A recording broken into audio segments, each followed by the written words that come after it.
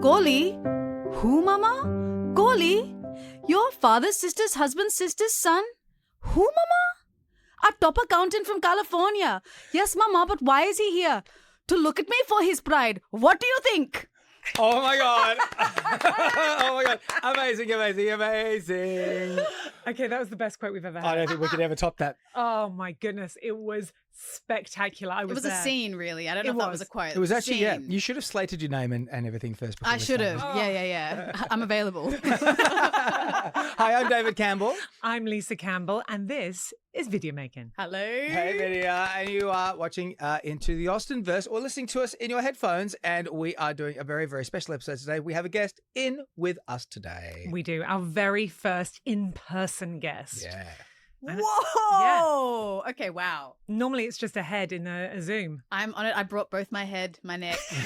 I brought everything. She's full bodying this, Yeah. guys. This is going to be really full on. It's wonderful. So thank you so much for being here. Thank you for having me. But before we get into that, let us quickly do our housekeeping. Oh, yeah. You want to tell everybody where they can find us? They can find us on Instagram at into the numerical 2 into the Austenverse, on TikTok into the numerical 2 into the Austenverse, and on YouTube it is into the Austenverse. If you want to email us, and please do, I'm still I haven't got back to my She's a little behind. Info at intotheaustenverse.com, and I will be doing all the replies over the weekend. Thank you very much. Oh, that sounds like a fun weekend for us all.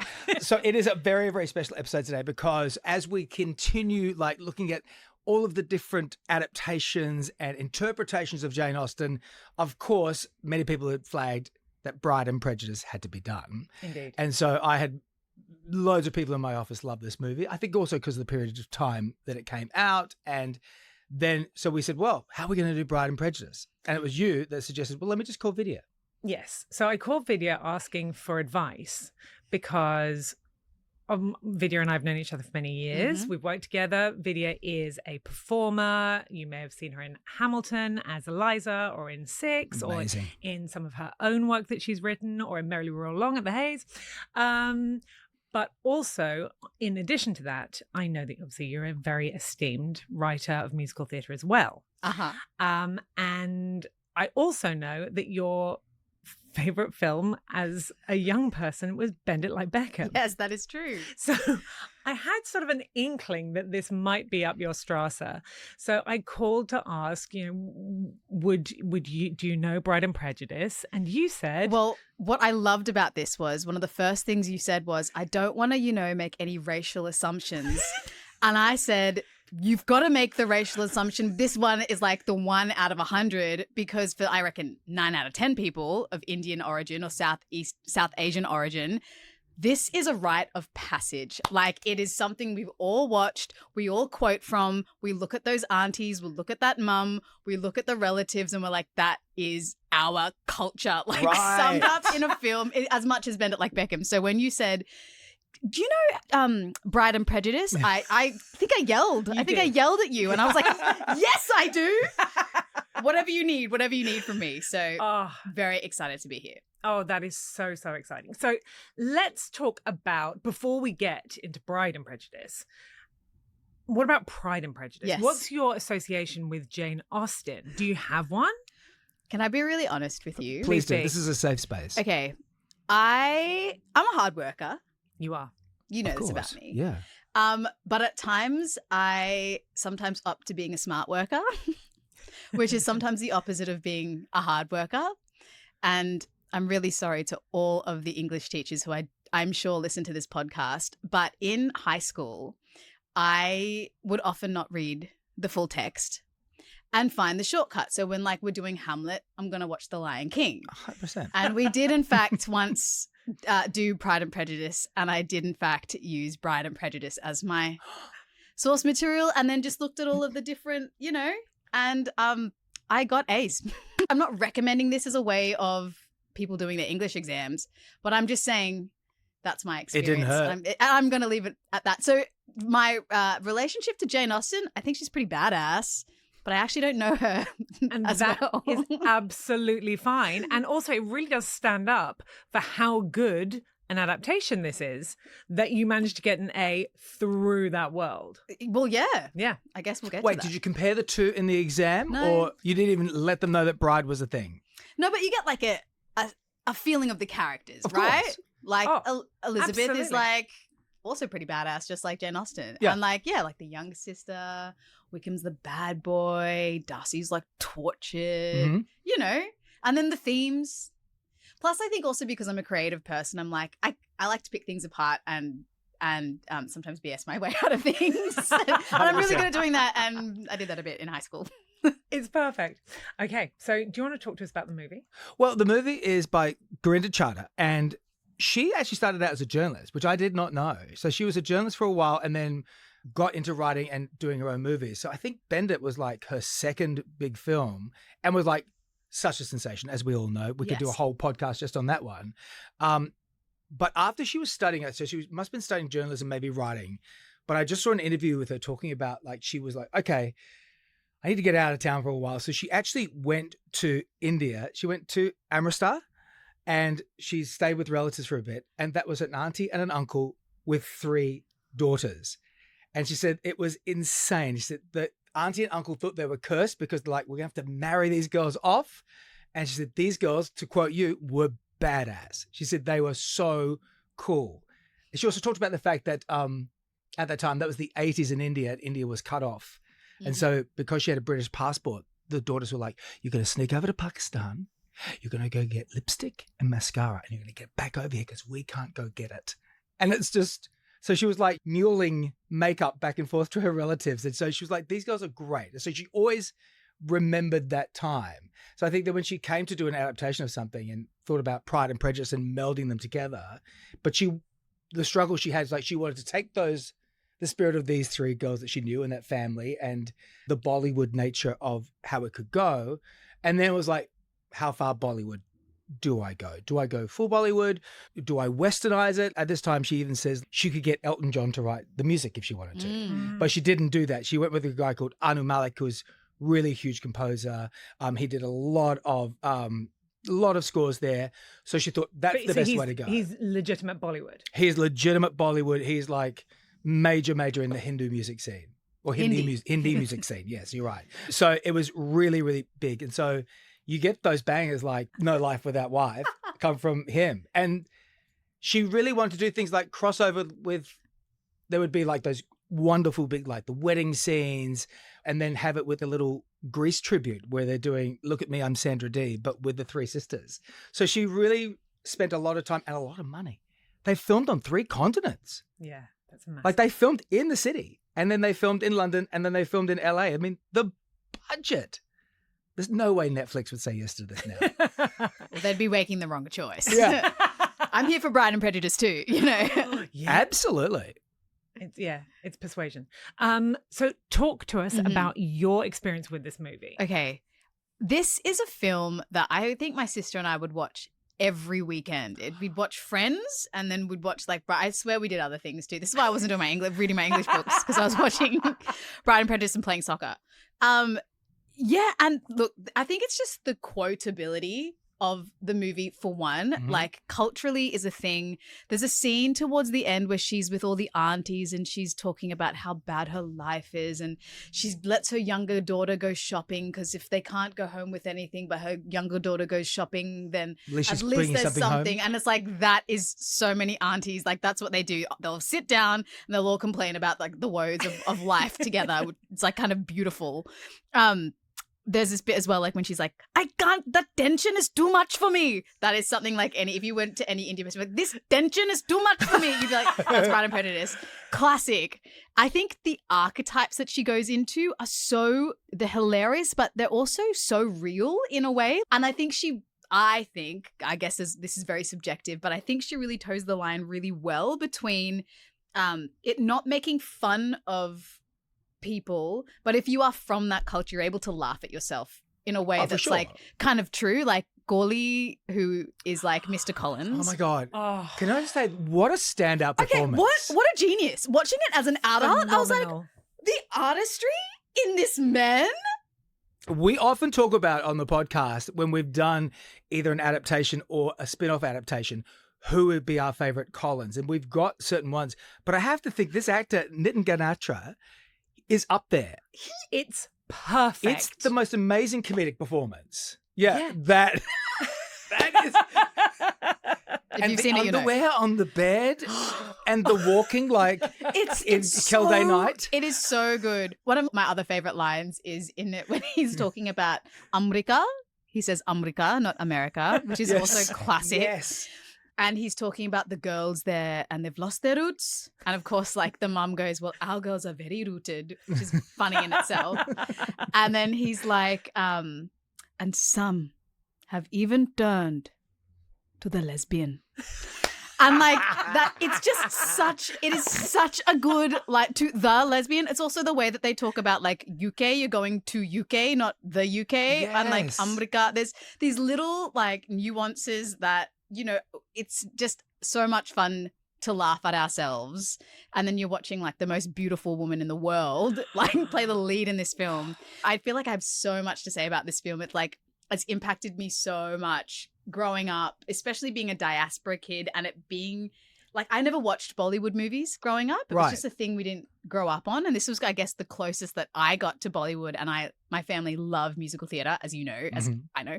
And so it was like, I guess that kind of bridge between the two worlds. But I love that they didn't try to make it like a Western musical, because Bollywood has this, it's kind of cringe in the best way at times. And I think that this film like really plays into that in such a fun way where it doesn't take itself too seriously as well. Bollywood is one of the few places now where the original musical genre of the MGM and that era is still being done all the time to full capacity. Yep. No compromise. In fact, how can we put more people in the scene? And I think that this movie is so rich because of that. Yes. Like the first dance where it's like they're like teasing each other, which apparently is a thing I believe at weddings they do. It's like a traditional dance where the men tease the women and the women tease the men. It's incredible start. Yeah. This takes me to something completely different, but it blows my mind that there isn't a musical that exists that explores just like diaspora experience for South Asian people, because our culture is musical theatre. Mm-hmm. Like if you come and you celebrate Navratri with me, which is a celebration that we have a couple times a year, but the biggest one is in around October, November. We dance for 9 nights in a row. Like we dance and we dance and we dance and we dance. And like, it's just the way that we celebrate. It's the way that we connect with each other. So I decided to start writing a musical. So keep tuned for that. But I just think that it's musical theatre in itself is this space that I think South Asian culture really belongs in, and things that do traverse those boundaries are really exciting to me because I think they speak so wonderfully to each other. Absolutely. Obviously, we've got the three aspects here where we've got the Bollywood, we've got the Austen, and we've got musical per se. So we've got all of these three aspects that are working together. And the thing that I was thrilled by is how well they all tessellate. So nothing seems crowbarred in.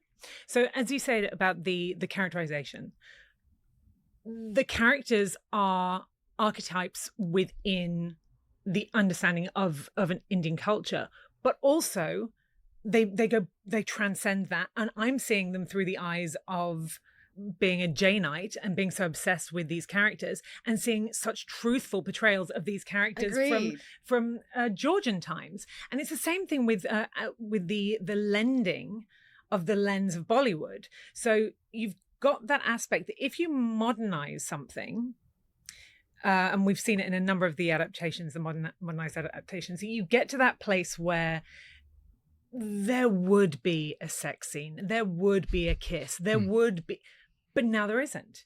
And it's truthful because now we're in the Bollywood world. That's so true, yeah. So that therefore that it does become the moment where you would kiss, that now there is a dance number. Now that it sort of elevates into a different aspect. Here's a gospel choir. Yes. The gospel choir on the beach. Incredible. But then gospel choir and Baywatch guys on the beach. Yeah. Just for no reason. It's so good.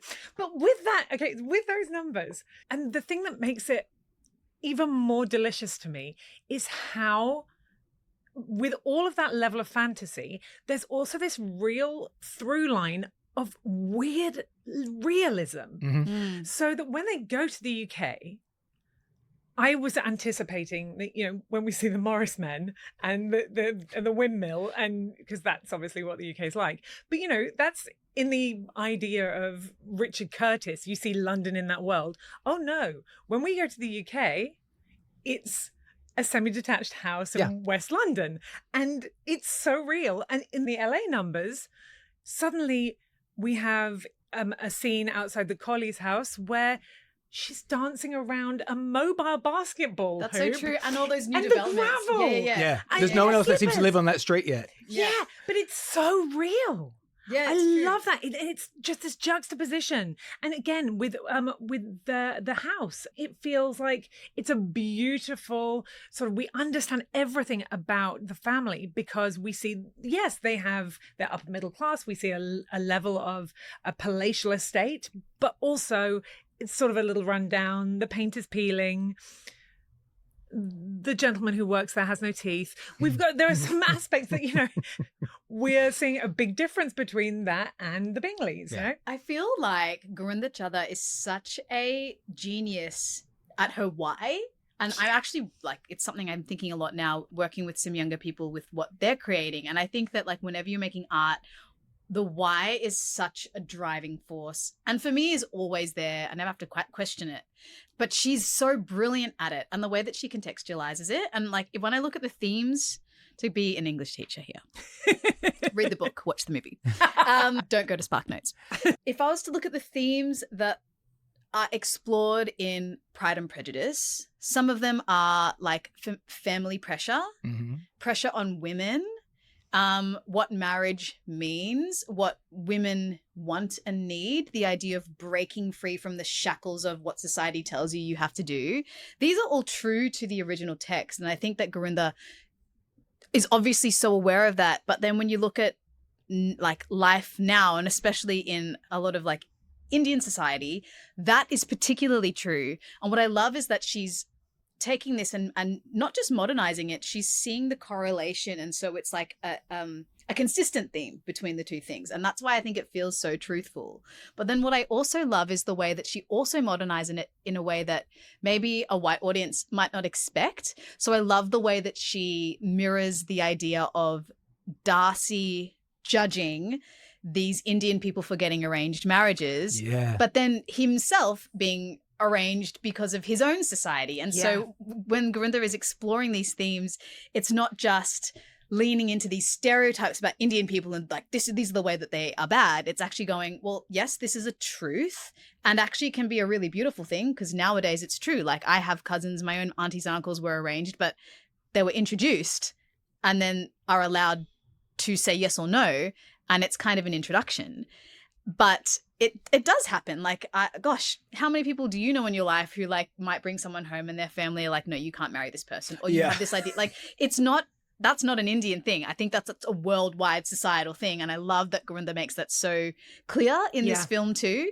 I also love that she plays with this idea of imperialism in this really funny and pointy way. One of my favorite quotes is when Darcy's talking about wanting to buy the hotel in Goa. And Lalita, who is the Elizabeth Bennet character, she says, I thought we got rid of British imperialists like you. To which he says, I'm not British, I'm American. And she goes, exactly. And that the writing is, watching it, I always thought it was just this funny cultural thing growing up that was silly and something that we'd quote all the time. But being an adult and going and watching it again, I'm like, this is actually very, very clever. And there's a lot of subtext in this that makes it speak to not just Indian diaspora, but people around the world, no matter what it is your heritage is. I think it speaks to these really clever concepts in a way that is still fun and is still not too pointed to become a political film, but she has these little moments where she's taking this text, looking at the themes that are explored in the text, making them true to these real people now, and then modernizing it by also bringing in, if this was written now, do you know what I mean? Oh, absolutely. Yeah. There's another moment where Lalita is talking about India and in the years past independence, on where India is in 60 years after independence compared to where the US was after their... And that was not a concept I'd ever considered before, but it's brilliant. And to see that, we learn not only about Lalita's character, but we also see this incredible intellect. Yeah, don't be too smart, though. Yeah. It's so, so good. Jumping on the point you made as well, I think what Grinda does here, which is so incredible, is that, yes, you could take Pride and Prejudice and set it in a Bollywood situation like she's done here. But the fact that there are so many similarities and she's recognizing the tropes are real, and yet the tropes are also hark back to Austen's writing, that it doesn't ever feel forced. You never feel like, even with Collie, as broad as he is, it never feels forced at all. No, it never that guy, feels. that's a real guy. She's directing a comedy. Yeah. Make no mistake. At times, I think about this in the same way something like, and I don't mean to be too broad with it, but something like Kath and Kim. Like, we can laugh at that because those people exist. And now we all talk like Prue and Trude. Yeah. So there are examples where it's actually just, it feels naturally, it sits in the piece so well.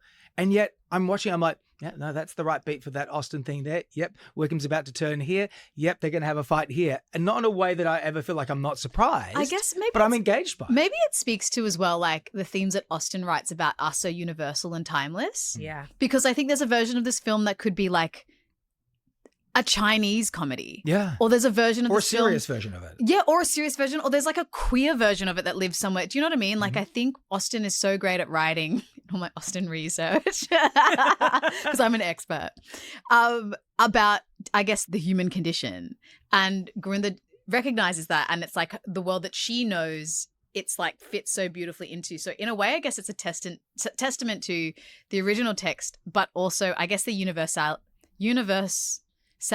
oh my God, what is that? Universality. Is there a C in there? Universality. Universality? I just thought it was universality. No, I think you might be right. Universality. Universality. Well, I didn't go to university, so I don't really know. The universality of the themes, I guess. Correct. I don't know. Oh, you can write to us. Somebody's Let us know. going, She's still not man. answering emails, so you can write whenever you want. Can we talk about Aishwarya Rai? Oh my Yeah. God. You got time? We got as much time as you need. My God. I know she came from pageants as well, right? She was like a Miss World. Yeah, Miss She's- Universe. She's the most beautiful person I've ever seen in my life. Ever. On screen, ever. I also feel that about like the whole cast, to be honest. And I feel really sorry for the actress who plays Maya, who's the snake dance sister, because she's The also cobra stunning. dance. But She they really is. dressed them all down because Lucky has to be the small, like hot one. Jaya has to be the tall, like old, beautiful one. Aishwarya is just Aishwarya. And then this poor third sister who's like clearly beautiful is like dressed. I'm like, oh, babe, I really feel for you. I hope that opening night was good. Like, you got to, I really hope that you got to like. That cobra dance was unbelievable. Isn't it? Oh my Isn't God, it? it's so good. And also Chandra. The best friend, Yes. Chandra Lamba. Again, I mean, she's gorgeous. All of them are. Seriously, Indian women. We got it going on. But yeah, Aishwarya, like, she blows my mind. And what I think is people can tend to underestimate, I think, Bollywood actors, because a big thing you hear all the time is, oh, well, they lip sync. And like, yeah, they do lip sync and they don't sing their own songs. But have you seen all the choreo that they do? These people are athletes. They are dancers. The ability to like convey emotions in the way like they do the wedding scene where like Aishwarya she has, and the dramatic music happens and she's holding it back and she's got her eyes swell. I'm like, you are a masterclass in storytelling. I just think she is a genius, a beautiful, beautiful genius. Extraordinary. Absolutely extraordinary. And I mean, her position in Indian society is She's the top. It's her and Shah Rukh Khan. incredible. Have you seen what has happened this week or 2 weeks ago Okay. with AI? No. So she's suing YouTube. Aishwarya Rai is. Yes, she is. Whoa. So she got a stay so that they were not allowed to use any AI images of her or anything that was created by AI using her likeness. And if it went out on YouTube or Google, that they would be responsible. So that happened in October, and I think that they froze it for a few days.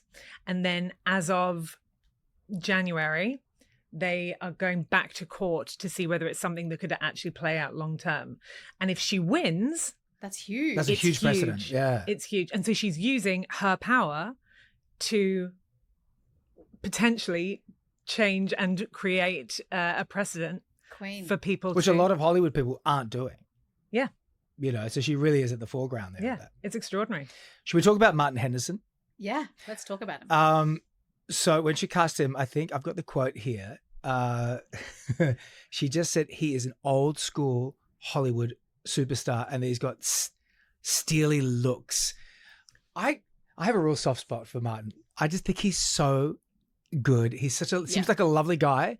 Everything he does, he's great in, but he's really lovely in this. I mean, the accent, almost. You know, it's very early days of the accent. Well, do you know what? Because this was my introduction to him, I didn't know that he was a New Zealand actor. So I would have not known the difference.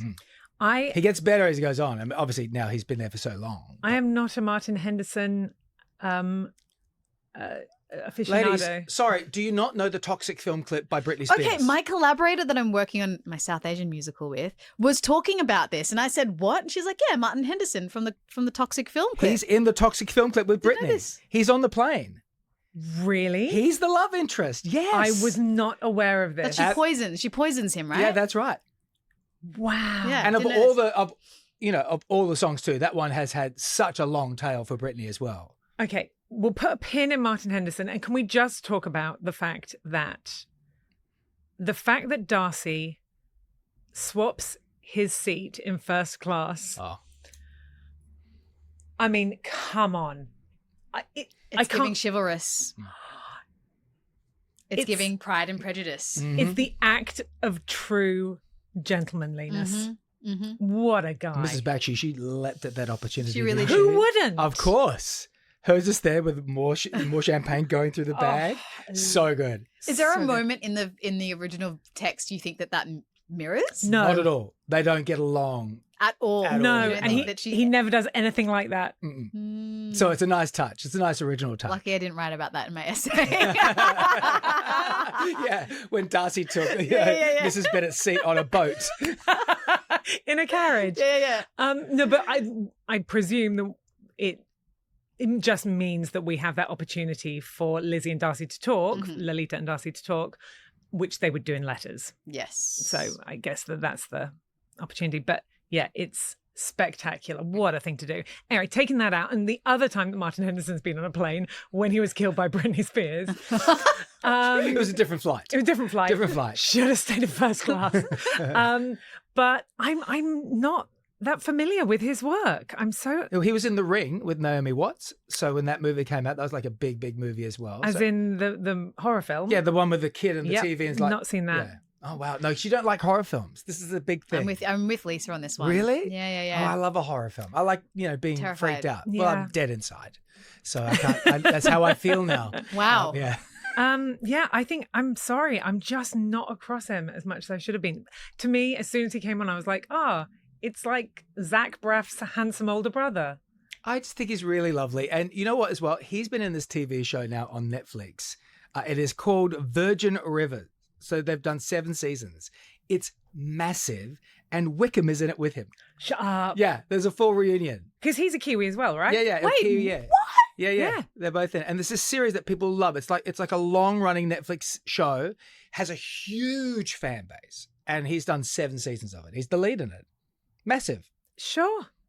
Get your money, Martin. And we don't know much about him. All I could find is like, he lives at home with his dog and he's happy. It's like, what? That's it? I can't find anything else about this guy? Also, where else are you going to live? Everyone lives at home. Yeah, that's true. Exactly. Thanks. Thanks, Wikipedia. Thanks, Yeah, that's true. Martin. He's home with his dog and he's happy. Well, I'm glad he's happy. He's very happy. Ashanti and the Ashanti moment.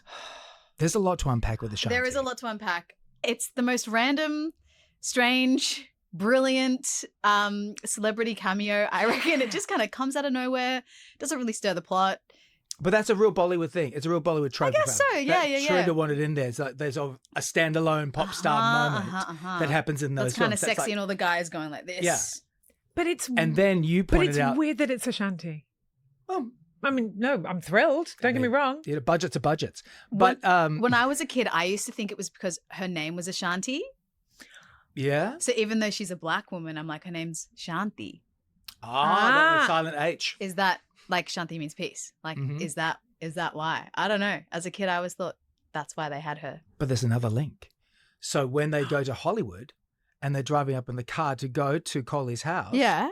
Nelly's Ride With Me is playing, and Ashanti and Nelly were together for 10 years around this time. Then they broke up and they hated each other.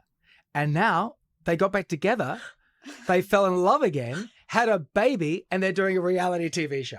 Called Bride and It's Prejudice. it's called called- Child and Prejudice. It's called We Belong Together. And they talk about the eras of their love. It's really cute. And the other thing about Ashanti is, of course, is the J-Lo stuff. Oh, So- yeah. You know about the J-Lo I'm stuff? not good with celebrity gossip. Okay, Oh, so this is- Also, celebrity conversation. Right. Oh, sorry. But just quickly, Ashanti was like a session singer and a songwriter and very much up and coming. And before she got signed, she would work with people and would do demos. And so she did the demo for Ja Rule and I'm Real because he wrote the song and he knew it was going to go to J-Lo. But he's like, he's saying it. He's like, I need someone to sing this. So he got Ashanti in the studio. She did the demo and then they handed it over to J-Lo. She's still in a lot of the track. And she knew it. And she's not credited. She's not credited Not and paid. wasn't paid. A lot of it is still with her in the track, and they've all had to confess to it. Like Ja Rule was on like Andy Cohen's show, going, "Yeah, Shanti's still over a lot of that track, and I don't know how much she got paid, and if she got paid." It's full on. Without her knowing, they kept her on the track. Have you heard J-Lo singing Kiss of the Spider Oh Woman? my god! this wait, week? has She it? wants to do musical theatre now, guys. She doesn't know why she hasn't been cast. Well, it's because Ashanti's not singing for her. Well, I look forward to Nelly and Ashanti's reality show. Listen, I think I'm that's glad they're great. back There's together. There's love was made. Love is Made. Mhm. Also, that song, for me, is always this film. Like, have me. That's Bride and Prejudice. Yeah. That's cultural. That's Indian to me. Must be the money. Yeah, must be the money. Yeah. Hey. I was like, oh wait, that's a song that exists outside of the confines of this Oh, man, film. when Nelly came and Nelly dropped and he had the Band-Aid. I mean, we all had Nelly fever in the noughts, in the early noughts. Well, you had Nelly fever. There's so Nelly much to fever. unpack there. That's a really weird thing to say now. I said it out loud. Did you have the Band-Aid? No, but please- so, now I'm embarrassed and I feel like it's hot in here. Oh. Is that what Nelly fever feels like? Yeah. You got to take off all your clothes. Anyway, I'm not going please to no, don't. stop. Oh, God. Shall I move on to the mother, who's Marsha Mason? Do we know who Marsha Mason is, who's playing this sort of Lady Catherine. Lady Catherine de Bourgh Darcy role in this? She was married to Neil Simon. She's been nominated for 4 Academy Awards. She's like just an amazing jobbing actor who I hadn't seen, I think, since The Goodbye Girl. Yeah, one of them is for The Goodbye Girl. And she goes to India all the time because she's into transcendental meditation. What? Really? Yeah. That's so ironic given her character and what she Yeah. said. Never goes, Right? I also thought this is something I do know about the original text, the way that they melded Lady Catherine with the mum. Mhm. I thought that was really smart. Yes. Yeah, Very absolutely. And also giving Georgina, the opportunity to tell Alita about Darcy's work with Oh, yeah. Bingley and forcing Jaya away from the family. Yeah. Using that rather than the Colonel Fitzwilliam thing's really good. It just feels so It just felt more streamlined and but fun. also it feels like completely exactly what a young teenage girl's going to do. Mhm. It was really, I thought it was lovely. All of that works so well. It's just so tightly plotted. It doesn't Truly. feel like you're losing anything. Truly. I watched it and I was like, this thing's a masterpiece. It is It really, really good. is. It's a masterpiece. It's so good. I loved it. I had no idea I would love it as much as I There you did. go. Did you watch it for the first time in prep Yeah. for this? Yeah. When did you watch it? Yesterday. Oh, Wow. day for yesterday. Welcome to the world. Yeah, I feel like everything's opened up for me now. Yeah. We were showing, Anusha and I were showing our partners and we said, your life up to this moment has been what it has been. And now after this moment, it will have changed because you will have watched Bride and Prejudice. And all the quotes I've been saying for years, you'll finally get. Exactly. We were doing that thing when we were watching, we were kind of watching them watching like, it's funny. And they're like, yeah, it's funny. I guess it's funny. And you're like, laugh then. Yeah. Oh, it's just so good. So, Vids, Yes. why isn't it a musical? Lisa, you tell me. So if you are a producer and you're looking for a work, make this a musical. Also, do it at the Town Hall, Sydney Festival, and then everybody, like Counting and Cracking, comes in, they have food, we It's a dance. wedding. You make it like a wedding. 100%. And then someone gets married at the end of the show. Yes. And the audience, Oh, maybe With Darcy and the Lizzie character. Absolutely. on an This elephant. writing itself. It's right. It's right. Actually, I think we just got funding. Let me check. Yeah. Great. Just landed. Oh my, it's so good. It's so good. You should do a reading anyway. Can I ask? There was something that what she said about the music, whether she should go one way or another way.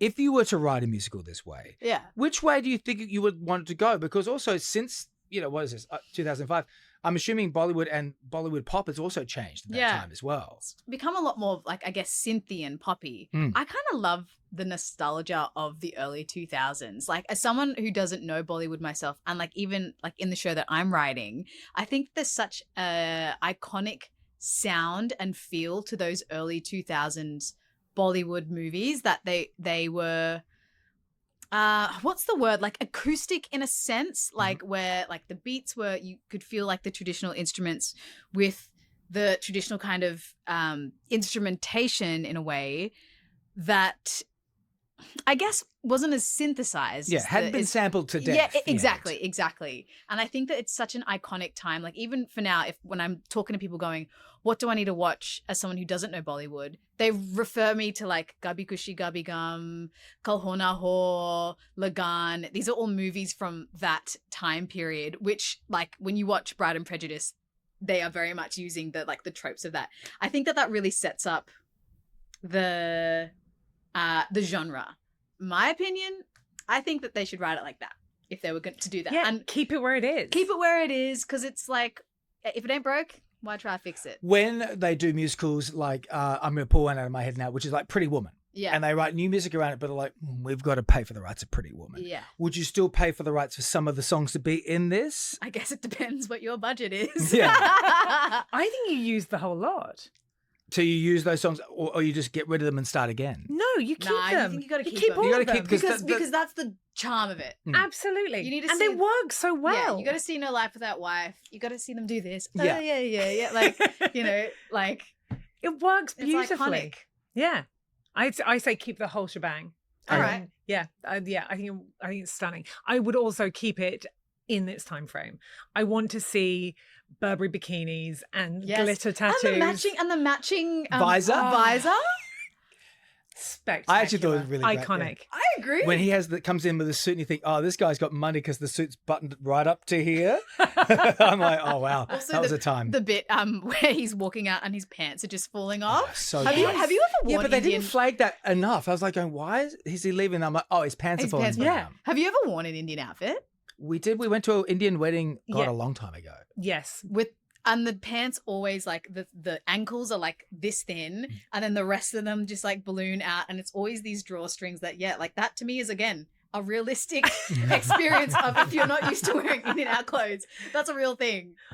Okay, so we have established that we think it's very successful as Love it. a movie itself. Mhm. How do you feel its success as an adaptation goes in relation to other modern day adaptations? I think it's up there with Clueless as like an honest to goodness, one for one, great adaptation. I agree. I feel as though in the same way that Clueless stands up and in the same way that I'm sure Vidya's English teachers can attest, it's so faithful, it's consistently satisfying that you are just so you're given moments at every single part of the film that will tell you it's okay, we've got you, we know you love it, and this is here. Yeah. Did you also have moments when you were watching as someone who knows the original text when you were like, I wonder how they're going to be, this is how they're doing Collins. Okay. Yes. I wonder how they're going to, this is how they're tackling this. Like, that must have been exciting. Oh, Yeah, the so much Lydia so. Wickham thing is like, how are they going to do this? How are they going to get her over to Yeah. England? And but it never felt crowbarred in. It was so organic. The only thing that felt No, but- crowbarred in was so- the London Eye, which felt so. Remember, we always used to think, let's get a big eye for the city. That'll work. That's really, really slow. I've got 3 hours to go around very, very slowly. Yes. Lord. We've got to get her. Them finding her, like them looking from the London Eye, and they're like, oh, yep, there he is, and looking away. I'm like, I don't know that your vision is that. And I also clear. like the Bollywood Film Festival where they fight in front of the that's the thing. great. That was really funny. But yeah, exactly that, because I felt, how is Mr. Colley going to be in the same realm as Lady Catherine and Darcy? But the fact that he works the hotel, so He's a therefore... top accountant from California. Exactly. And so you've got the opportunity for him to be in the hotel and also be very awkward and embarrassing in front of Mr. Darcy. They've got the relationship. It's so good. What surprised you guys? Like, was there anything that you like felt surprised by? Do you know what did surprise me? So watching the film and going into so we're 3/4 of the way in, and so we've recognized the fact that there isn't going to be any, there's no kissing, there's no sort of tactile behavior. And then when Darcy said, yeah, Wickham got Georgina pregnant. Mm-hmm. Yeah, that was a big twist. No, it was just how real that was, but also the consideration that we assume that she's had an abortion. It says so much without saying anything. And I felt that was a darkness about his character that I wasn't anticipating was going to get shown. Well, it was a modernisation of the Wickham character too. And also just very blatant, which sort of took me short. Like I wasn't expecting that. You? Nothing really shocked me. What shocked me was how faithful it seemed to the original text. The fact that you just really felt like, not that they were all exactly one for ones, but like the fact that it works so well. I have got one more shock. Please go.